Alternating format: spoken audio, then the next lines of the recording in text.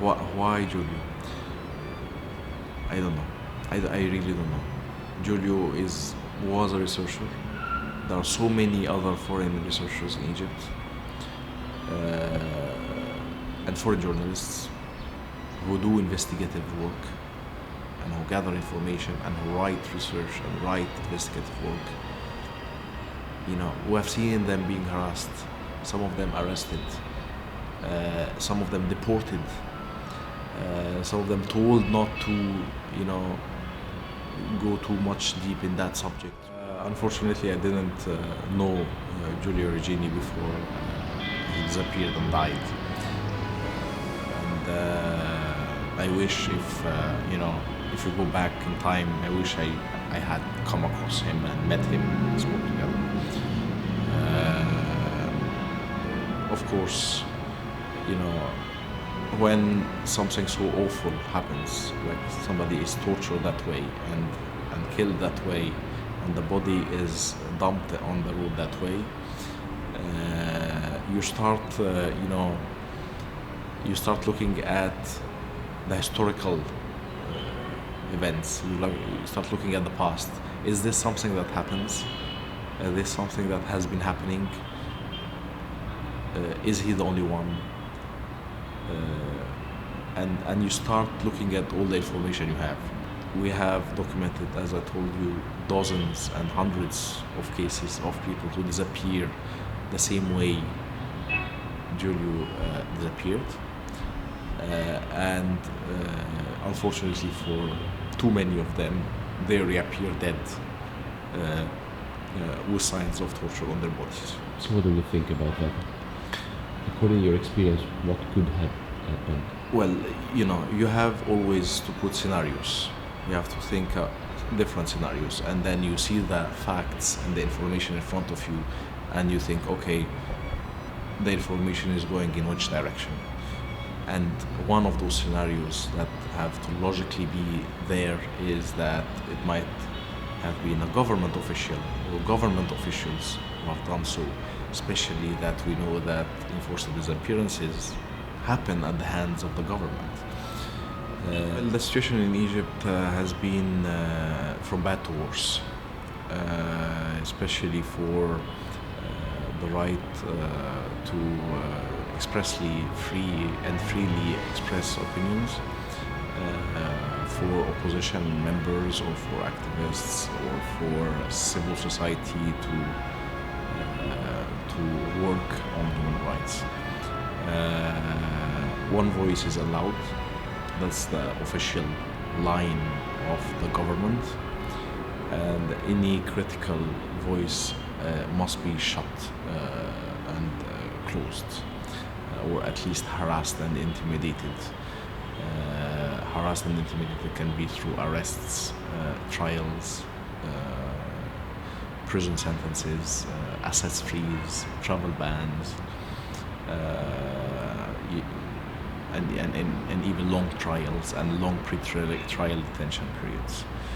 So many activists, many journalists continue to be detained in Egypt because they have views that are different from the government.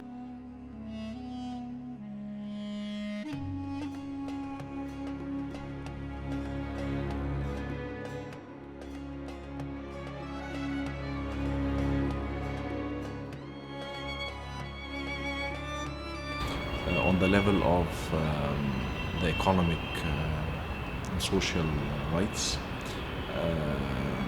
the general population has been suffering under the very harsh economic measures that have been taken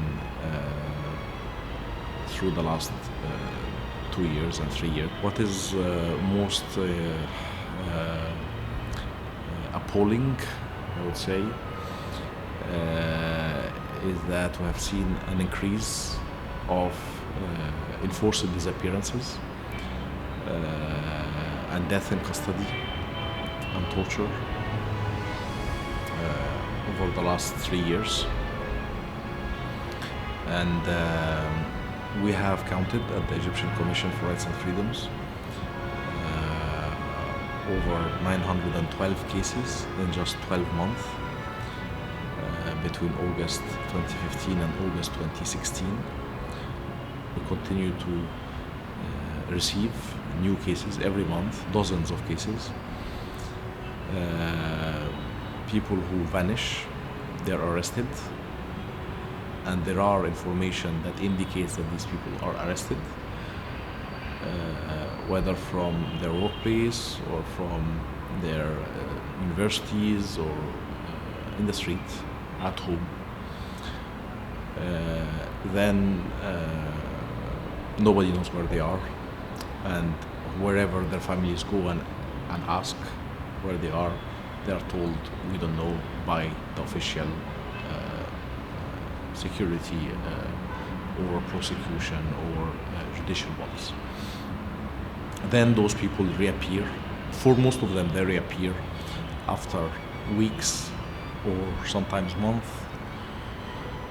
They reappear in prison, or they reappear in prosecution offices, being accused of belonging to banned groups, terrorist groups, spreading false news, using violence.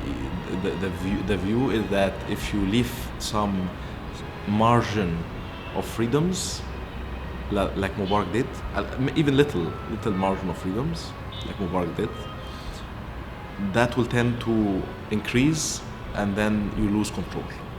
So the solution is that you don't leave a small margin of freedoms and you close it completely.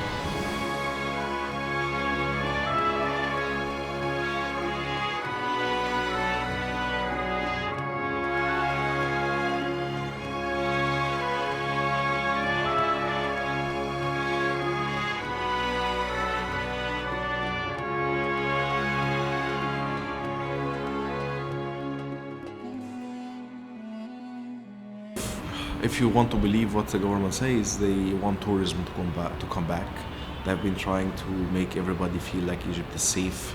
So please, tourism have to come back. You have to, send back your tourists and, encourage them to come and see Egypt and stay in Egypt and visit Egypt. And tourism is a very big sector in Egypt. It's one of the main sources of income for Egyptians. We all want to know the truth about what happens to Julio, because it's not just the right of his family to know so, and the right of the Egyptian, it's also the right of the Egyptian public and the Italian public to know how did this come about.